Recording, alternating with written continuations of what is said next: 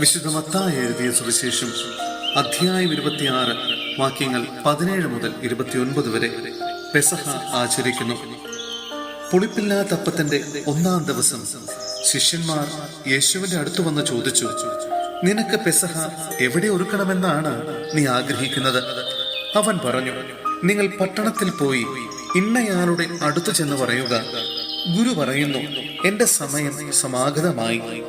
ഞാൻ എന്റെ ശിഷ്യന്മാരോടുകൂടെ നിന്റെ വീട്ടിൽ പെസഹ ആചരിക്കും. യേശു നിർദ്ദേശിച്ചതുപോലെ ശിഷ്യന്മാർ പെസഹ ഒരുക്കി. വൈകുന്നേരമായപ്പോൾ അവൻ 12 ശിഷ്യന്മാരോടൊത്ത് ഭക്ഷണത്തിലിരുന്നു.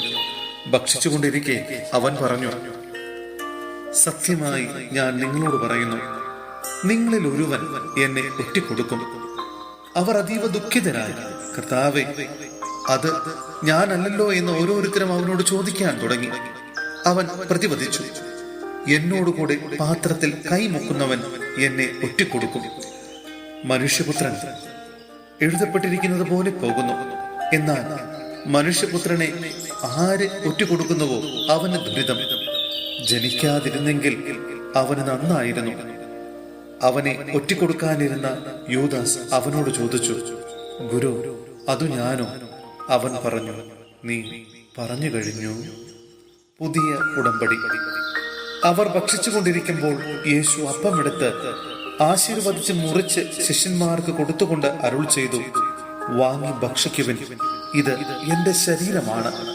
അനന്തരം പാനപാത്രമെടുത്ത് കൃതജ്ഞതാ സ്തോത്രം ചെയ്ത് അവർക്ക് കൊടുത്തുകൊണ്ട് പറഞ്ഞു, നിങ്ങൾ എല്ലാവരും ഇതിൽ നിന്ന് പാനം ചെയ്യുവിൻ.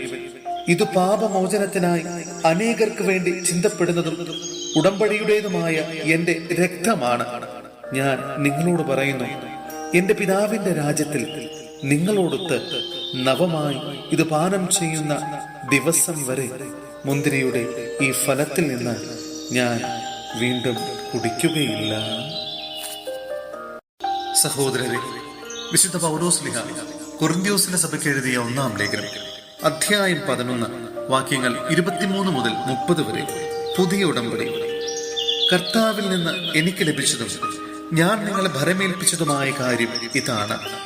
കർത്താവായ യേശു താൻ ഒറ്റിക്കൊടുക്കപ്പെട്ട രാത്രിയിൽ അപ്പമെടുത്ത് കൃതജ്ഞത അർപ്പിച്ചതിന് ശേഷം അത് മുറിച്ചുകൊണ്ട് അരുൾ ചെയ്തു, ഇത് നിങ്ങൾക്ക് വേണ്ടിയുള്ള എന്റെ ശരീരമാണ്. എന്റെ ഓർമ്മയ്ക്കായി നിങ്ങൾ ഇത് ചെയ്യുവിൻ. അപ്രകാരം തന്നെ അത്താഴത്തിന് ശേഷം പാനപാത്രമെടുത്ത് അരുൾ ചെയ്തു, ഇത് എന്റെ രക്തത്തിലുള്ള പുതിയ ഉടമ്പടിയാണ്. നിങ്ങൾ ഇത് പാനം ചെയ്യുമ്പോഴെല്ലാം എന്റെ ഓർമ്മയ്ക്കായി ചെയ്യുവിൻ. നിങ്ങൾ ഈ അപ്പം ഭക്ഷിക്കുകയും ഈ പാത്രത്തിൽ നിന്ന് പാനം ചെയ്യുകയും ചെയ്യുമ്പോഴെല്ലാം കർത്താവിന്റെ മരണം അവന്റെ പ്രത്യാഗമനം വരെ പ്രഖ്യാപിക്കുകയാണ് ചെയ്യുന്നത്. തന്മൂലം ആരെങ്കിലും അയോഗ്യതയോടെ കർത്താവിന്റെ അപ്പം ഭക്ഷിക്കുകയും പാത്രത്തിൽ നിന്ന് പാനം ചെയ്യുകയും ചെയ്താൽ അവൻ കർത്താവിന്റെ ശരീരത്തിനും രക്തത്തിനുമെതിരെ തെറ്റു ചെയ്യുന്നു.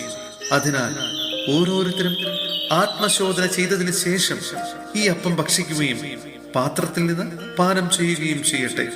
എന്തുകൊണ്ടെന്നാൽ ശരീരത്തെ വിവേചിച്ചറിയാതെ ഭക്ഷിക്കുകയും പാനം ചെയ്യുകയും ചെയ്യുന്നവൻ തന്റെ തന്നെ ശിക്ഷാവിധിയാണ് ഭക്ഷിക്കുന്നതും പാനം ചെയ്യുന്നതും. നിങ്ങളിൽ പലരും രോഗികളും ദുർബലരും ആയിരിക്കുന്നതിനും ചിലർ മരിച്ചുപോയതിനും കാരണമിതാണ്.